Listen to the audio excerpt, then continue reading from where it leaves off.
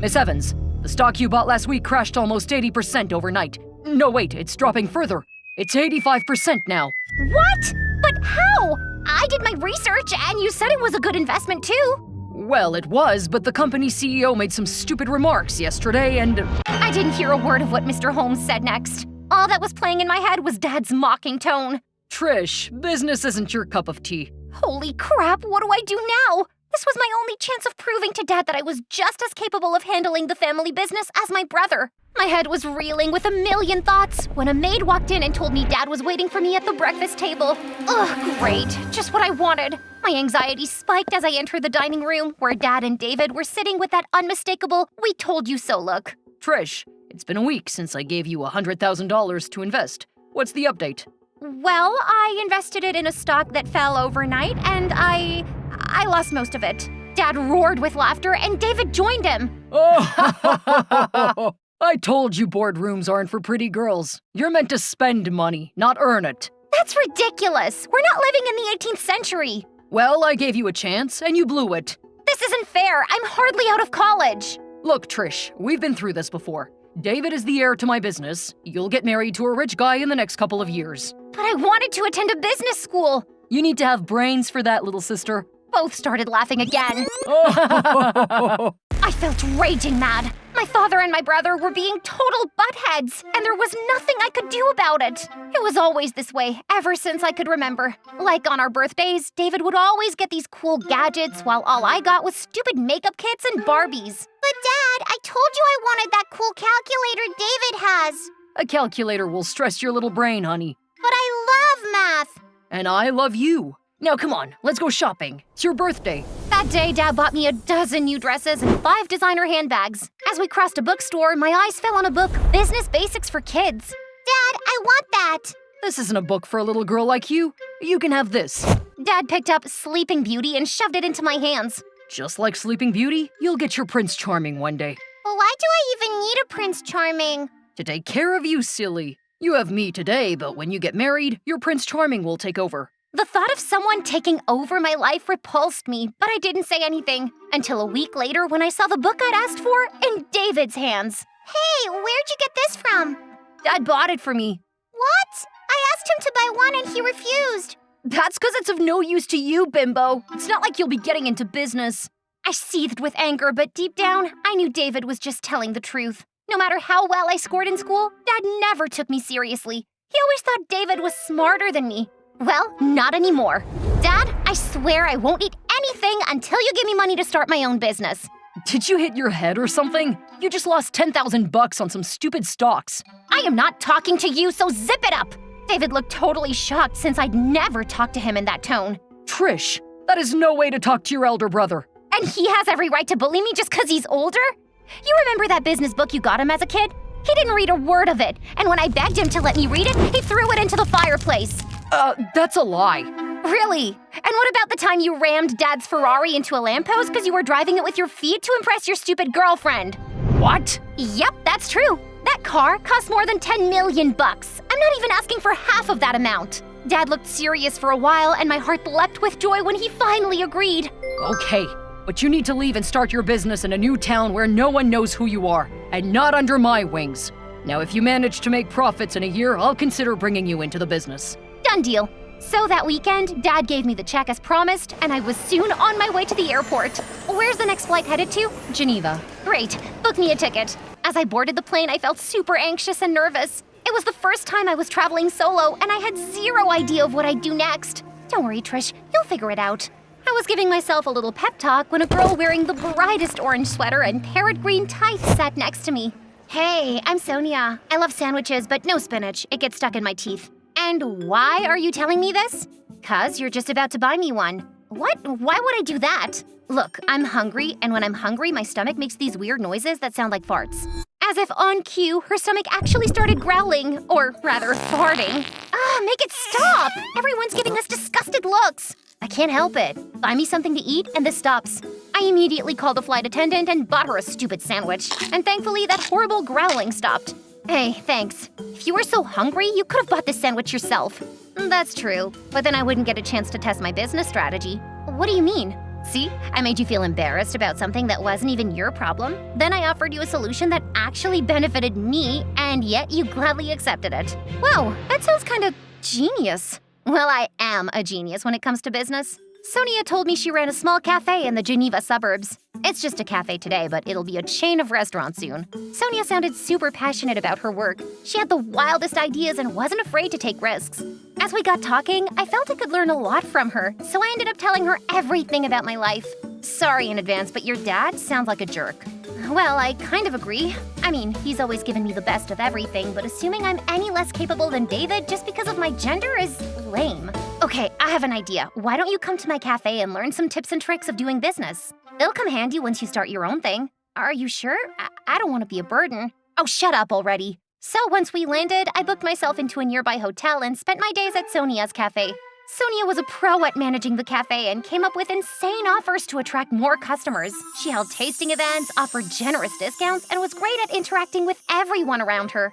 One day she was teaching me how to bake the perfect brownie when I suddenly had an idea. Sonia, you told me you wanted to start a chain of cafes. What if we become partners? I mean, I have a little cash I can invest. How much?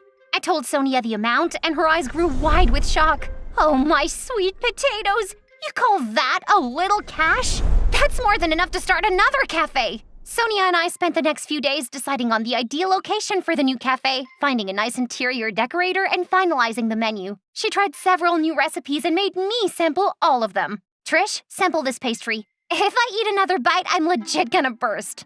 Oh, come on. Gordon Ramsay samples so many delicacies on MasterChef. Did you ever see him burst? Sonia stuffed that creamy fat overdose into my mouth, and it literally melted on my tongue.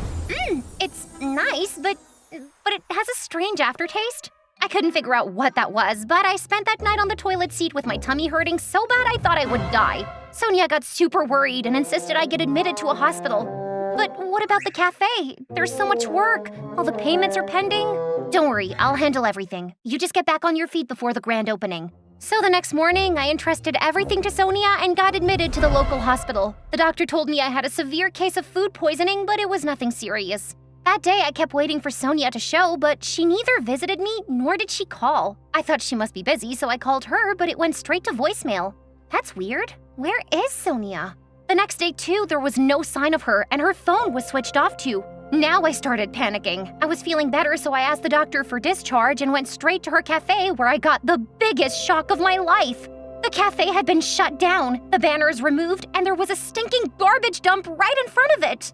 I looked around for any sign of Sonia, but zilch, nada.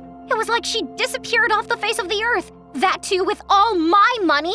I tried asking people around if they knew anything about her, but to no avail. I wandered the streets like a zombie, not knowing what to do. Suddenly, I felt I was about to collapse, so I grabbed the coffee and was about to call her again when I accidentally bumped into someone. Oh gosh, I'm so sorry. I wasn't planning on getting coffee on my brand new shirt today, but hey, why not? He gave me an annoyed look, and something inside me snapped. I didn't plan on spilling my coffee either. Really? 'Cause you bumped into me like a tornado.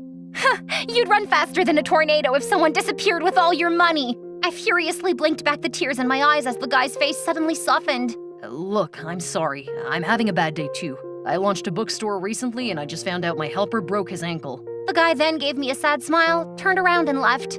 Suddenly, I had a realization. I didn't even have money to buy myself a ticket back home. Hey, bookstore guy, if you're looking for a new helper, I'm available. You? Have you ever read a complete book without falling asleep? Excuse me? I've read everything from William Shakespeare to Toni Morrison. The guy looked unconvinced, but then he blurted out a few book titles and I left him stunned when I summarized them one by one. Wow, you're not who I thought you were. Well, didn't Darman tell everyone never judge a book by its cover? The guy laughed and I noticed the cute dimple forming on his right cheek. He somehow looked vaguely familiar. Well, you're hired, Miss Trish. The guy introduced himself as Simon and said I could join immediately. So folks, that's how I went from starting my own cafe to being a helper in a bookstore. When I told Simon about how Sonia had duped me, he said I was too naive to trust a complete stranger with all my money. But she seemed so genuine. Most often people aren't who they seem to be. Simon gave me a strange look and then went back to arranging the bookshelves. He was usually a nice person to be around, but sometimes he'd get unnecessarily rude. Why the heck is it taking you so long to get that book? 'Cause it's lying on the topmost shelf and I can't reach it. Why did I even hire you if I have to do everything myself? Then another time he asked me about my favorite book, and when I started listing a few, he snapped. I asked for one name, not your entire library. Now get back to work. Huh? What was his deal? Despite Simon's odd behavior, I did my job diligently. I engaged in conversations with customers and suggested them books to buy based on their taste. One day, Simon had some work, so he left early and told me to close the store and hand him the keys later on. When I went to his apartment, he invited me in for a cup of coffee. As he was in the kitchen, I looked around his living area when my eyes fell on a photo. It looked like an old class photograph. I tried to spot Simon, but imagine my shock when I spotted my brother David instead. Simon, do you know this guy? Of course. How can I ever forget him? Simon gave me that strange look again, and suddenly it dawned on me. Simon, dimple on right cheek. You're Simon Thomas? David's friend who was kicked out of school for cheating? I didn't cheat. I was framed by your brother. He made those notes, and when he was about to get caught, he slipped them into my bag. Simon's eyes turned red with fury.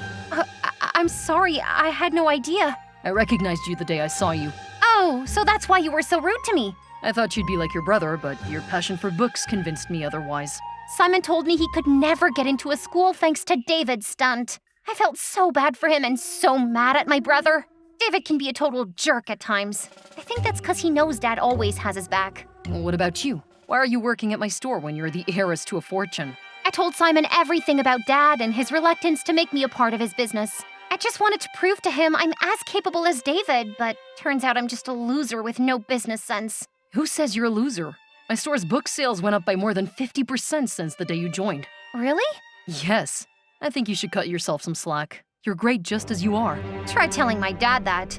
You know, it's so hard to see David attending board meetings, even though he's made some terrible business decisions. He's just too good at hiding them. And Dad, he only trusts David. Maybe he'll trust you too when you show him this. Simon smiled mysteriously as he walked towards a cabinet and pulled out a packet. Open this. Feeling curious, I opened the packet and my jaw dropped to the floor when I saw the pictures inside. They were of David and Sonia laughing in some cafe. What? How?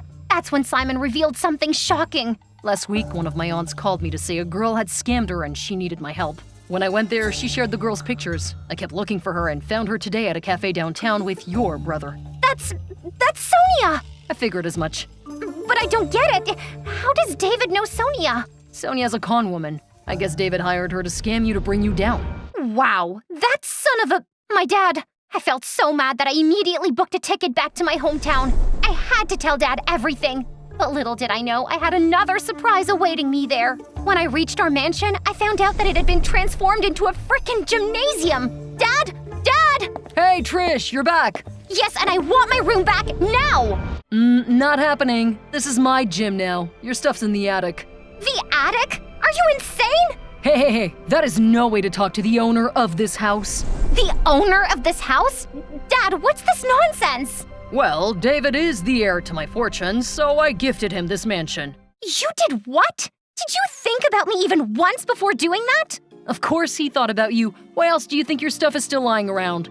David laughed like a hyena and I wanted to punch him so hard, but I figured that would solve nothing.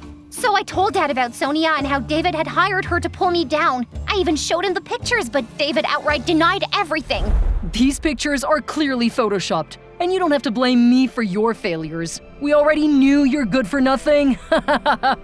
Here again, Dad took David's side, and something inside me totally snapped. I left the house forever. Dad didn't even try to stop me. I went back to Geneva and kept working at Simon's store until I'd earned a decent amount. Then I invested it in some stocks after much research. This time, luck favored me and my stocks skyrocketed. I used the money to buy some land, and in a matter of a few years, I had my own real estate company. Then one day I came out of a meeting and found Dad waiting for me outside my office. Trish, I'm so sorry for the way I treated you. Dad, do you need something? No, actually, yes. I just found out David forged my signature and sold off all my properties without my knowledge. Huh, I can totally expect that from him. And that's not all. David kicked me out of the mansion last week. I felt my blood boil, but honestly, Dad had it coming. Oh, so now you're looking for a new home. I'll ask one of the brokers to get in touch. Actually, I don't have any money. I transferred everything in David's name. Dad looked so miserable that I genuinely felt pity for him. Despite how he'd treated me, he was still my father. So I invited him to my penthouse and we started living together. As for David, he soon lost Dad's fortune in gambling, and the last time I heard, he was on the run for cheating a wealthy businessman. Meanwhile, Dad, well, now he can't stop telling people how he always knew I'd make him proud one day. Oh, and Simon asked me out last night, and I said yes.